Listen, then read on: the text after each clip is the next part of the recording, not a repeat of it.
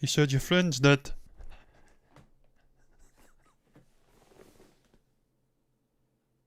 Hello and welcome to another television review from MBE. Just like to thank you for joining us once again here on our YouTube channel and of course our Twitch stream. Now John. Yes. Join with John here as always, and we're going to be reviewing Good night. the finale of Scam 1992, the Harshad Mehta story. We have just done episode 9, John. We're into episode 10. It's a very strange title. It's Main History, Banana Chahta Hoon. And I'm just going to read the short synopsis, getting a high rating of 9.5. The highest of the season? Yeah, debatable in my book, but we'll just read this little short synopsis of what's There's happening. issues to be had with this episode, Stephen, and we will surely divulge on said issues as this review. Well, we have to, don't we? That's our jobs. Yes. I wish it was my job. That's for another day. Delhi strikes a deal with Harshad, based on which he withdraws his press statement. Gromore gets back to life with most of Harshad's assets being frozen. However, Bushan's revelations is soon going to turn Harshad's world upside down. Now I'm going to hand it over to you now, John. Bushan's lies. For the final time in this finale of Scam 1992, the Harshad Mehta story. Yes, Stephen, a topsy-turvy episode, this one. It has some high moments, it has some nice moments, it has some emotive moments, it has some low moments, and the low moments tend to coincide with structural issues and timelines, so we'll get into that. I'm absolutely certain of that. But the introduction, Stephen, brief backstory on what transpired after that press conference. We get a little sort of whirlwind sequence. We think he's going to go and grab the bull by the horns, like he said to Ajay Keddy and Tiaji on the golf course. Yeah. But instead he backtracks. He has meetings with said sort of advisor from Delhi again. Yeah. Tries to get exoneration, completely exonerated of all crimes. They say, look, there's a limit to what we can do. But he backs off, completely going after the Prime Minister. There's contradictions in his sort of testimonies and stuff like that. The market is free falling. It falls 2,000 points, I think, from 4,000 odd to something around the 2,000 mark. He has had his assets freezed, as you did say. He can't trade on the stock exchange in Bombay. And then there's all sorts of shit going on around about him. People who he got to invest in Gromore, who he let down, who were in financial turmoil, who were having people trapping on their doors, are then considering taking their lives. One guy sadly does take his life. We see him flip-flop in and out of the story, him and his wife. He's having one-to-ones. He's looking, he's feeling a bit down. Jumps off also a rooftop. It's a hard watch, actually, Stephen. You hear the thud, and then it goes right into the intro, and it's kind of sick because I think one of the parts of the intro is a guy falling. The animated chap, I think that's Harshad, actually. Yeah, it's building, it's collapsing, isn't it? But yeah, John, you're right, it's a hard watch, but it shows the consequences of Harshad's actions. Yeah. You know, and obviously people's faith in his advice and, you know, what he's telling them. The thing that surprised me was Harshad and his brother attending the funeral or whatever it's called. I thought, why crass. are you there? I mean, the widow asks why he's there, and she's got every right to ask. Stephen, will you admit that we initially had the wrong subtitles, and we had to acquire other subtitles? I was about 5 minutes in, and I was like, this isn't syncing right with me. You know that way you can sense it, and I think as well because a lot of the dialogue is spoken in English, broken English as well at times, and I'm thinking, there's something up here, there's something not right here, you know. And there was the widow's she had this long rant that she was firing across to Harshad, and it was a great speech once we did get the subtitles right, John. But it was a strange one, but I think it's to show as well that you know, as much as you might be on Harshad's side, you've got to remember the consequences of his actions. Did he care for these people? Were they just pawns in his game? All these things are, you know, brought to the surface, and I think with that chap's tragic suicide, that kind of answers those questions that might be in your head. Actually, at that point, I was like, do you know something? You really should be punished for your actions, because this, and she says this as well, there's more like him out there that are doing this as well, because they put their faith in you and you've let them down. Yes, and Stephen also highlights that there is a human tragedy element to this scam. That for everything that he has committed, there is a consequence. I do think sometimes he just doesn't think. He's so focused on the end game, the goal in his life. He doesn't really consider the consequences around him. Yeah, because of course he had a conversation with someone in a previous episode who was going on at him about investments and not getting the money back, and essentially told him, look, that's the risk within investments within the stock exchange. It won't always pay off. I can't be accountable. I'm busy. I've got things to do. Bye-bye. Put the phone call down. So, what else I do like Harshad, and I think he is a tragic figure, and we'll get into that later on in this episode. He's a maverick. The guy isn't a fraudster. He was just an opportunist who utilised loopholes in the system for his own gain and for other people's gain, because he says that the sort of reason d'etre was always to never let down the investor, never have an investor incur losses for what Harshad Mehta has done, for his sort of risks. So I enjoyed that, man. John, the higher up people knew what he was doing, but didn't stop him doing it because they were benefiting from it as well. And they always knew if the shit hit the fan, they had their man to pin it on. Absolutely. That's the worst part about it. That it's not really till this episode, maybe last episode, that you realise that Harshad is a tragic figure. And I know we'll get into it further down the line, John, but I thought probably the first 5 or 6 episodes he was the man in control. He was directing everything, when in fact he wasn't. You know, it was people above him. You know, and it was also investments underneath him as well, and just the system, almost like the current taking him on this journey. He was opportunistic enough and smart enough that he could manipulate things here and there to propel him on this cataclysmic rise. He played the long game, meteoric rise. It was cataclysmic for him in the end. But it was, Stephen, there was other things going on, other machinations within this system, Delhi and other things happening, really controlling the sort of narrative. It wasn't really, it's almost it's a bit strange it being called it is the Harshad Mehta story, because it's sort of regaling and taking you through what this guy's journey was. But it's almost kind of sick and twisted in a way as well, because whilst it is the Harshad Mehta story, it's actually a story of corruption and of meddling and of broken financial systems. So it isn't really the Mehta story. It wasn't. His actual lawyer was right in the previous episode. It shouldn't be the Harshad Mehta story. It should be whatever that Prime Minister's name was. I can't remember his name. It's his story. It's a story of corruption, and I like that. That's why I love this actual season. This story. It was really well handled. The way it flowed, the way it was written in terms of the script, the way it sort of ebbed and flowed all over the place in a sense, bringing in different figures from different parts of the financial sectors, from different mucky parts of the government, from and sort of investigative agencies, the CBI, stuff like that. The way it just moved all over the place and told the story, it was really natural and organic. And as I keep saying, I'm going to miss watching it. It's a shame we've came to the end of this. I really wish there was a second season, but sadly it wasn't to be. You're right, Stephen, though, going back to it, Harshad, he has that awkward confrontation, if I can speak the Queen's English, and I can't, and I'm not a fan of the Queen, so I hate saying that phrase. You probably know that if you've watched me before, though. I'm not a fan of the monarchy and of Britain and the empire that spawned out of it in general. Just getting that off my chest. But Stephen, obviously the dead guy's wife, she has a real good rant, and it's a great scene. She's showing off her acting skills, basically saying to him, do you know why he died? And he says, no, of course I don't. She says, but you know everything. You told him to invest, you told him this would happen, that would happen, it didn't happen.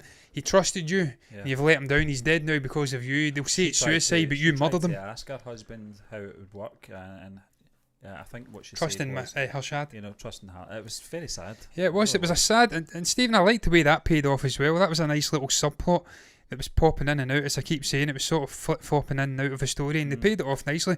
You show the human that sort of element of this guy's scams, his rise and fall and stuff like that. It wasn't all about Mehta. It wasn't all about Citibank getting one-upmanship and investments and all of this dodgy dealings. There was a human element too. The investors underneath were sort of falling in their own swords, and it was a tragedy.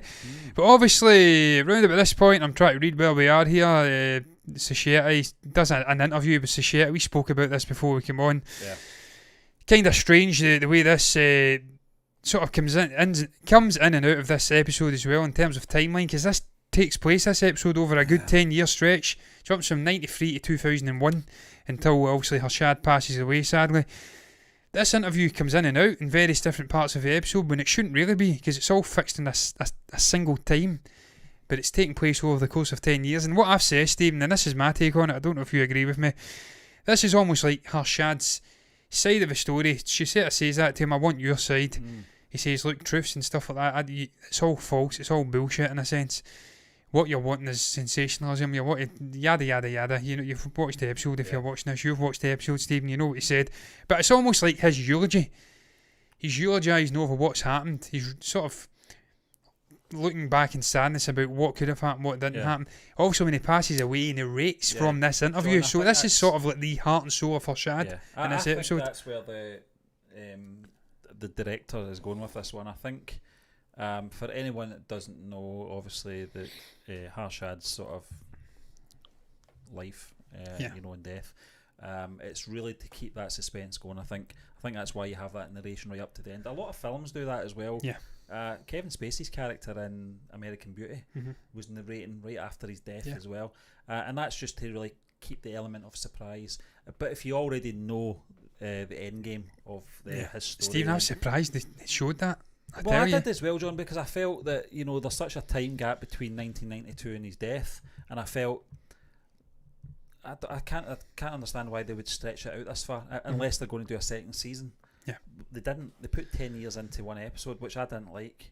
I don't know about you, John. No, I hated it. I didn't like that structure. I didn't like the way it was sort of flitting back and forth between the interview between him and Chahta, and then going to 2001, 2003, jumping up to 2007 or whatever it was, and getting back to the interview. And it kind of threw me off. I'm like, well, when did this interview take place? I'm not really following. It was the only criticism I had of probably the whole season was the structure of this episode. Yeah, it was strange, Stephen. It did. I didn't like the fact that so many years sort of transpired within this single episode.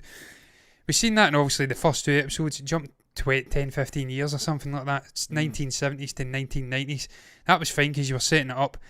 I thought we could have got more meat and bones out of the sort of investigating into this guy's life, the sort of fallout of this scam, and how the broken system was brought to light, brought to the attention of India and the world as a whole. I thought there was more meat in the bones. You could have got more and more episodes out of that. Sadly, they didn't get down that route though. They wanted to sort of wrap it up, and it felt rushed, and I didn't like that aspect of that episode. That I wouldn't say it besmirched or sullied the actual season for me. It didn't. It was a well written, very well structured, and and sort of flowing season as a whole. But that was just a little gripe of mine, I have to say. But look, Stephen, getting back, I don't want to keep diving off and getting off in tangents because it's dangerous when you do that. Certainly when you've had a drink and you're as tired as I am. So let's get back into the actual point here. Obviously, I've said Mehta has an ideological inability to admit any guilt. In that interview, he ends the interview abruptly, or Chahta ends it because she doesn't like what she's getting from him. He's so anchored to the financial side of things and the good that he'd done that you can't really see that it's a huge scam and the part he played in the scam. He thinks it's just the system. I didn't do anything wrong. I was opportunistic. I played the loopholes. He's that anchored to that. He just cannot see outside of it. It's ideologically entrenched, and because of that, obviously that's almost his undoing in a sense, because if he'd admitted from the very start and unearthed everything that was going on, it may not have got as bad as it did for him. But he was he had this fantasy element where he thought he could come out and prevail and that he could bring down Delhi. He could maybe, I don't know, negotiate with Delhi and maybe hope that he could bring them down if they weren't playing ball. It was a sort of war he was never going to win in a sense. He was always going to lose. You're not going to win with governments and when they have everything under their control and stuff like that. This guy's just one man. Yeah, is obviously on his heels as well. Yeah. But the interview, I kind of saw that coming as well, John. There was, Harshad and Chahta are polar opposites, and I like both the characters. I do really like both the characters for different reasons.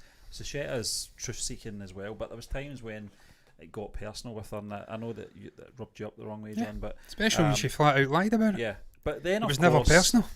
She gets married. This was something that just. I don't know the chap's name. I've looked for his name.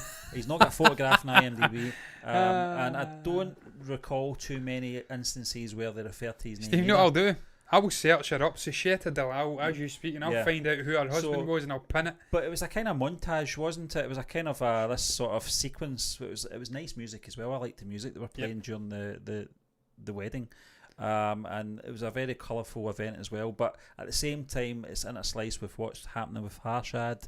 He's losing all his assets at an auction. Yep. He actually attended the auction to see his cars. I think it was a Lexus. It was a Lexus, a Lexi, yeah. A Lexi, as Partridge would say. Dan. Dan! I think... I don't know Java. why. I don't know why he put himself through that. The guy that got his car took a photo of himself, didn't he? Yeah, and he was in the background. It was very similar to when Harshad got the car. I think he had a photo getting taken at the car as well, and you can see him in the background. Just he's obviously deflated. Yeah, he's not a happy chap. So Chahta's life sort of. It's poetic. Yeah, on the rise. His is going down the way. They're meeting each other. As the one goes up, one goes down. Halfway. Yeah. And it's a great sequence, John. It was kind of out of the blue. The relationship between, I don't know the guy's name yet, but him and Chahta. Well, it's Debashu. Our spouse is Debashish Basu, but I cannot find that character's name in the IMDb of Scam 1992 Harshad. Meta story, so it is. It's very strange. John, apart from possibly the last episode where she put her head on his shoulder on the plane home. Yeah. It wasn't really explored, Stephen. It was more Harshad's story. In their defence, perhaps it wasn't something we really had to concentrate on. It took me off guard, let's put it that way, when he proposed to her. I thought, this is a little bit abrupt. I thought it was a platonic relationship, John, up to a point. Because there was no hint of it until it was sort of friendly. Yeah. Sort of jousting and stuff like that over the case and investigating. I never really seen the romance, but hey ho, it happened in real life. They had to force it in briefly, in amongst the shit going on with Harshad, and that's absolutely fine. We also get to discover during the interview, John, as well, Harshad asking Chahta, I hear you're writing a book, and this is obviously what this television series is based on. Based on the book, yeah. This Scam, yeah. That's brilliant, isn't it? It's getting very Inception-ish, yeah. Meta, I think is the word. It's getting all meta. We're getting in within stories, and it's Meta. Yeah, Meta. Yeah, it works. Wow, that's I didn't even realise that there. I says that, and it didn't even come to my brain, Stephen. There you go. You're always a step ahead. Obviously, Harshad Bhai, do you have a telescope attached to your head? That's a quote, incidentally, I'm reading. Yeah. How do you see so far into the future? Not the furniture, because it's auto-corrected me. X-ray vision. See right at a coffee table. It auto-corrects me. I hate Apple.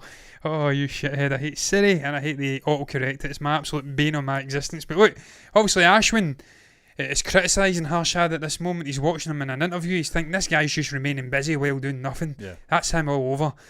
But he's really a step ahead. This guy sees the sort of onset of the internet, of personal computers in the mid-1990s, and he sees a sort of an avenue to John, advise on the stocks. John, even that quote, it's so late 90s, isn't it? Yeah. I've set up a website on the internet. Nobody really says that now, do they? And what was the name of the website? You recognised it? It was Lycos. Lycos, there you go. Blast from the past. So he's obviously he's seen another avenue, Stephen. Ask Jeeves. I remember that, yeah. Before Google. Yeah. The dark days. Yeah. Before the what was AOL. Remember AOL as well? The dark days before the Empire. Yeah. Is that what he says? I can't remember. The dark days of the Galactic Empire. I digress, man. We're going off in tangents here. It's getting it's over. It's past 12 o'clock at night here. John, I know why. Because you're looking forward to seeing the final episode of The Mandalorian. Cannot wait to watch it, man. It's been a good day. I've watched the final episode of Scam 1992. I'm watching the final episode of Season 2 of The Mandalorian. It's just can't get any better than that in terms of content getting consumed. It's good, high calibre content. But look, Paul McCartney's stuff is now on Spotify. McCartney 3. So well, actually listen to one of these songs. I tell you what, in terms of instrumental, Jesus Christ, the guy's still got it, man. He's playing about 7 different instruments in one song. Drums, guitar, all sorts of nice little piano. Not at the same time though, but my God, the guy's still got it. He's a talented guy, even if his voice is a little bit dodgy now. But look, that's fine. He's late 70s. It's to be expected. I can get that guy's voice just now that he's got in his 70s. I haven't got that in my 30s, let alone what he had in his 20s. So I can't criticise. But what I digress. I'm going off in tangents here, Steve. That's my fault. Yes, that's okay. Tangents are good. They take you to a nice little happy place, as perhaps Bob Ross would say. Bob Ross. What's going on here? Oh, obviously, Stephen. John, talking about hair, right? Bob Ross, right? Talking about hair. Harshad's hair in this episode is concerning. What is concerning is my hair, Stephen. No, I saw a screenshot, John, of episode 1. And what a full head of hair this guy had. Shiny, glossy hair, beautiful hair. getting to episode 10. He was a young guy there. That was the 70s. It looks almost like 30 years have passed, it looks even like nearly. Weetabix painted black. It's stuck on his head. It's a very funny texture. But you start to see the tempos going grey as well. It's I a can't stress. talk, I've got that as well. It's a stress. But it's not stress with me.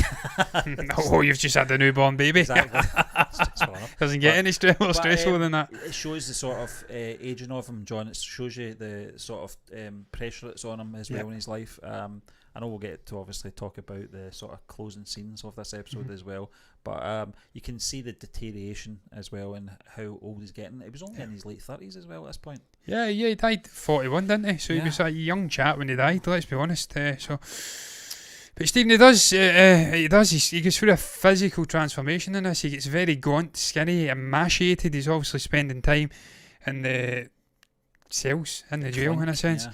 He's losing his hair. Things aren't going well for him. He's losing his assets, his money. He's still got that nice little Bombay penthouse. Oh, and that's perhaps something, to cling on to as he loses absolutely everything that he's built in his entire life. But also, Stephen, he tries to find an avenue, man. He advises through the internet, and he starts trying to set up Growmore again. He has pushback against it. They like his ideas of advising through the website. You don't have to actually go to physical places to speak to people with cups of tea. You can actually do it remotely. He's thinking ahead. He's 10, 15 years ahead of the curve, as ever. Harshad's been ahead of the curve in this entire season, getting into companies and sizing up how morale is in the workforce and using that to gauge stock prices and stuff like that. Guy's been ahead of the curve the entire season. But obviously he tries to set up Growmore. He gets pushed back. He decides to create another company in his in-laws' names to try and circumvent it. And he's in a sense rigging stock prices. He's creating an artificial market, as Chahta puts it, which ultimately crashes. And he gets caught again. He gets caught because the prices rise up and then they immediately fall right back down when he realises they went a little bit too high here. We're catching people's eyes. I don't think we can mention that last bit of this point you're making here about her. I just laughed at that. That's the first time I've seen that. I really started to dislike her when she was going after him again, because I became so emotionally attached and bonded to Harshad. He's a maverick. How quick were they on him though? Setting up this new company under the in-laws as the directors of the company. Well, Stephen, she says that her and obviously her soon-to-be her husband at that point, they say that there's been sort of safeguards put in place. This company that investigates now have got more ability to go in hands-on and deal with the situation, and you see that. They go to his offices, they purge all of his records, and they immediately close it down. They close that shit down, and that just shows you where it's went in this story. They went from being toothless, going through every single little minutiae of bank receipts and stuff like that. It took years upon years to find the actual true scale of the scam before actually getting to investigating and bringing it down. A week and it's shut down. So that shows you what Chahta, in a sense, had achieved. Her whole goal was to unearth the scam and stop it happening again. Because he says to her at one point in that interview, no one cares. She says, I care. That's what her legacy is. Also unearthing the scam, changing the system forever, where it can't happen again. So that's some legacy to have. Yeah, and I think that sort of little sequence was to highlight that fact, that it wasn't as an in-depth investigation to be onto him right away this time. Not just him, but anyone that's sort of tried to rig the game, and I think it was over before it began. Yeah, and that's absolutely fine. Yeah. You're doing wrong, you deserve to be brought to task for it in a sense. But look, Stephen, speaking about doing wrong, Busan the Rat. Surprise, surprise. Da, da, da, da. I called this out 3 episodes ago, this little shithead. Yep. You've got another name for him. Cook in the books, little bald F I've called him. He withheld 300 crores from the shares when they were doing sort of looking over, and he had to take stock and give it to the CBI, the authorities. He withheld it, moved it into another company, sold it off into the stock exchange to earn himself some money. 300 crores worth, that's a lot of money. Of course, he kept it secret. It gets unearthed. Ashwin discovers the inaccuracies and stuff like that in the books. They go and rat out to the CBI. Well, they go to the CBI to try and reclaim these shares, thinking it's been a miscalculation from the initial investigation. And then it all comes to a head. Busan unveils himself to be a rat. He goes in to Ashwan and Harshad. Look, and I'm calling him a rat, but you can see from his point of view, he was left to the side. The guy was promised the world. He get nothing. he was I was about to say an internet gopher. That's a totally different thing. We've got gophers on the internet. We've got everything on the internet now, man. We'll get people paying big fat heifers to put more weight on. It's a mucky world on the internet, man, I tell you. But obviously... I don't know what an internet gopher is. I don't want to know. Stephen does that. Listen, I don't know what it is either, but I'm sure it exists because it's the internet. It's 2020. Don't Google it, folks. No, we're not Googling that shit, man. It'll be like it'll be like Pulp Fiction at the end. That's the kind of gophers you've got on the internet. But obviously, he's an office gopher, Stephen. Yeah. He's what did you say? An office clerk. An office clerk. Yeah. He's an office clerk, and he feels wronged, and he says, and he's right. You gained out of this. This was your. You says you would. What was it he says again? Join me, and I'll guarantee success or something. He says you got success. You have this. You have the house. What have I got? I've got nothing. I've got a family. I have to protect them. It was a great scene. It was a great back and forth. It was passionate. It was really well acted. But obviously he's a rat, and I have to write that because he is a rat. Well, and he wronged Harshad and Ashwin. He wronged them, but how many times did they wrong him? So you can see it from both sides, John. I didn't but like sticking him into the CBI, that was a low blow. Well, they didn't know at that point. They thought it was a mistake. They did not. And it wasn't until he came clean. No, I mean he actually stuck them in. Bushan went afterwards and ratted on Harshad. That was after the confrontation, though, wasn't it? You know, I think at that point the relationship just broke down. Yeah, and he was getting in before them in a sense. He was protecting himself, John, and that's, I suppose, if you're in that position, that's what you do. Yeah, doesn't make it right. No, it certainly doesn't. You know, especially with the way their relationship started in episode 1. You know, where it's quite ironic, isn't it, Stephen? Poetic. He was showing him the ropes. Yeah, he started Harshad's journey and he ends Harshad's journey. That's quite poetic. That's pretty. That's poetry in motion. Yep. And then obviously, Stephen, we get a final house raid. Harshad, and it's a great scene. He's finally sitting down watching the TV. Yeah, because he has a moment with his wife prior to it. He's sitting on the bed. He says, "Look, I'm tired. I'm done with this. I just want to chill and relax." She says, "Well, if you want to stop worrying, just stop thinking about it. Think about me." And they have a great sort of moment. And then the family are together watching the TV in the house. They're all at ease. They've came to terms with it. The raid comes. He gets taken away. Gets arrested. He's getting slapped. And essentially that says he's been killed by the state because he's been put in such a situation of stress and immense pressure that his heart just couldn't survive it. He's ended up having a heart attack. And the state have got what they wanted. They've killed their scapegoat in a sense. And I've said that, Stephen, thoughts on that, first and foremost, the actual scene, then thoughts on his death in the context of the series. It was tragic watching it, absolutely tragic. And then in real world terms, do you think they actually did kill him by not getting him the treatment he deserved? Because watching that 2001, being left to sit in a waiting room when you're having a heart attack, that is barbaric. The fact that they were carrying him on foot as well. Horrendous. It's a bit medieval, but... do I think they killed him? Yeah, I think they did. I think the pressure they were putting on him, the harassment from the authorities as well, deliberate harassment as well, to keep him on his toes, to keep him in his place. They said that in the previous episode, you know, just send them a message, just remind him, make sure that he's scared, you know, and I think Harshad was very good at portraying this confident, positive guy, but I think deep down, that'll tell on anyone, Steve. Yeah, and it did. It was proven that it was, John. The actual sequence itself, I love the score when he was getting led into the hospital, and obviously when he was sitting on that bench. And the saddest thing is he died alone. That was probably the most heartbreaking moment of the season, was him just being there himself. His brother's shouting not for there. His brother. His wife's was it his wife?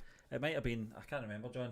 I was actually caught up in the moment. I thought it was very sad. It was. It was very emotional, but his family came in, and I actually felt sorry for the boy. He just absolutely broke down. His wife, she's down, obviously, just cradling him, absolutely inconsolable. But it was such an emotional scene. But it was going to happen. The only thing I will say, John, is I did not think that this season would take us up to his death. No. You know how when filmmakers, the likes of Martin Scorsese, will pick Bob Dylan or the Rolling Stones, they will do a section of their life. I wrongly assumed this is what they were going to do with the Harshad Mehta story.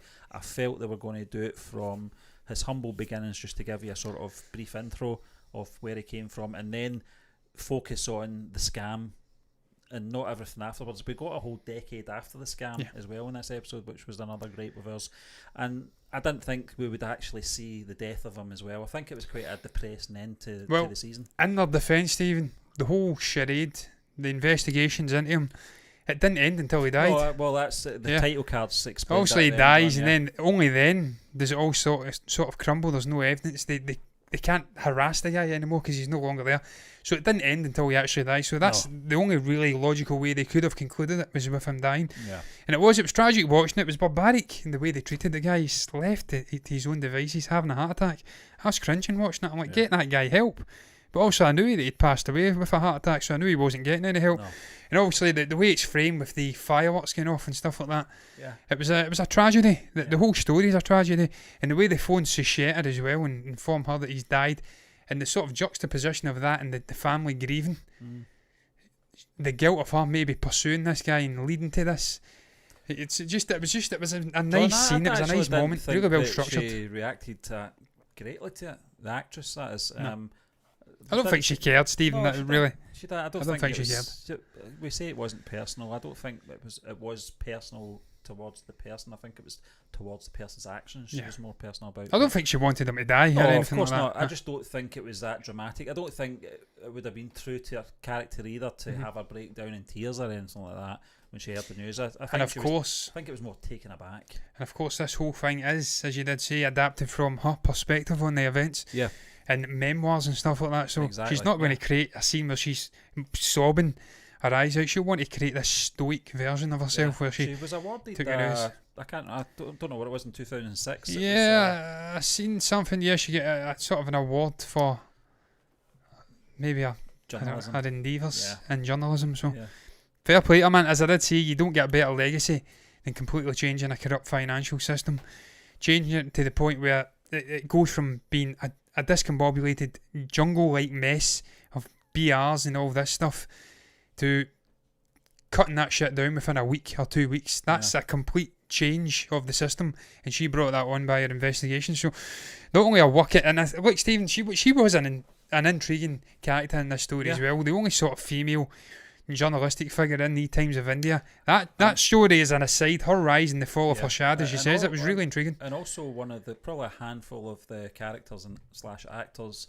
that was in it from the very beginning right to the very end as well. Absolutely. I think she was in one of the first scenes. She was in the first scene. Yeah, it was that little guy that, obviously the whistleblower. The whistleblower, and Stephen, final thoughts in the episode though, and the series as a whole. I have to say, the episode 9 was my favourite of the entire season. There was some really standout moments throughout the whole season though. There wasn't one episode I thought was terrible.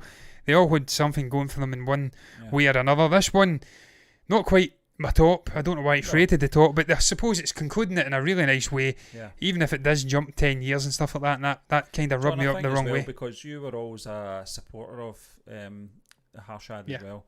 And to obviously to see the decline in obviously the end to his life is a downer. But if that's what happened, that's what happened. You can't change that. Stephen, I like seeing the real Harshad at the end though, the little conversations. This guy was like a celebrity.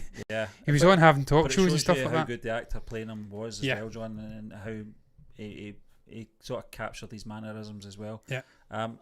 It wasn't my favourite episode, but I kind of expected that. I always feel that if, I don't like watching things to the end, Stephen, as you know. Yeah, I know. There's a lot of seasons I've not finished. I know, because it's the end. That's it. It doesn't go any further than that. And sometimes you try and hang back to see that finale. But the season as a whole, the person who recommended us watching that trailer reaction all that time back 2-3 months ago, I'd just like to thank them for that, because that we would not have known about this television series. We wouldn't have known about that trailer that we did the reaction to, which absolutely exploded on our YouTube channel. I think it's our fourth most watched video. Wasn't going to put it out. About 20,000 views, which is impressive for a small channel like ourselves. It got us intrigued enough to do episodic reviews. Yep, first time we've done it. It's the first time we've did this on. And we'll be doing it again. Our show and for movie burners in 4 years. We've always stayed true to doing movies because that's the name of our show, but it was we took that chance. I thoroughly enjoyed it. It was a nice little break from doing just the standalone movies and doing it episodic. Was fantastic. Also, the episodes flew in for me. Every one of them felt, in my book, maybe about 20 minutes long, because I was that intrigued to see where this story was going to take us. Yep. Fantastic. Acting as well was superb. Loved the music in it as well, and I liked the editing as well. It's something we don't really talk about too much on television shows, but I loved all those sort of panning shots. There was one in, I think, the last episode, it was the ocean, the tide coming in. Yep. And I think that was quite a sort What of... he says, I am a sea. That was a poetic sort of moment as well, and it was those little things that make good television. Well, he says, Stephen, this is Bombay, everything will change, but the ocean will always be there, so I am the ocean of Delhi Street. Yeah. So the guy was the ocean, so again, poetic. Stephen, I can only echo what you says. I've really enjoyed the season as a whole, really well written, extraordinarily well written. Extraordinary, yeah. The great Martin. Really well written, really flowed by. Every episode was quick, 25-30 minutes gone in a heartbeat. Brilliant acting performances from Pratik Gandhi, everyone involved, really, the woman that played Susheta as well. Really good acting throughout. Well structured in the main, apart from that time jump in the final episode. Just an interesting story too about this maverick guy, how he rose from nothing in a crowded little house with all his family to being one of the superstars of sort of the financial game in India, moseying into a cliquey sort of money market. What a story it was, and all stories have to have their end, and sadly the end was tragic. It was sad to watch, but it was well sort of created, faithfully adapted from what I can see, and it was worth watching. It was well worth watching. Really enjoyed it, man. And it's going to round it up. I ain't got much more to add. It's going to round up our episode 10 review. It's going to end up the review of the entire season as a whole. I can only again echo what you said, Stephen. Thanks to the person who recommended reacting to it. We wouldn't have known it existed if you didn't, and I'm glad I've watched it. First foray into Indian TV as well, so I'm sure we'll be giving that a bash again at some point. Definitely. But that's going to round it up, man. What was your thoughts on the whole season, that episode, everything in between? You can comment below if you've got anything to say. You can also like the video if you've enjoyed it, and you can subscribe to the channel if you want to see more content like this in the future. And if you do, that's what you'll get, guys. But look, going to bid you farewell. It's very late here with a short and sweet. Bye-bye.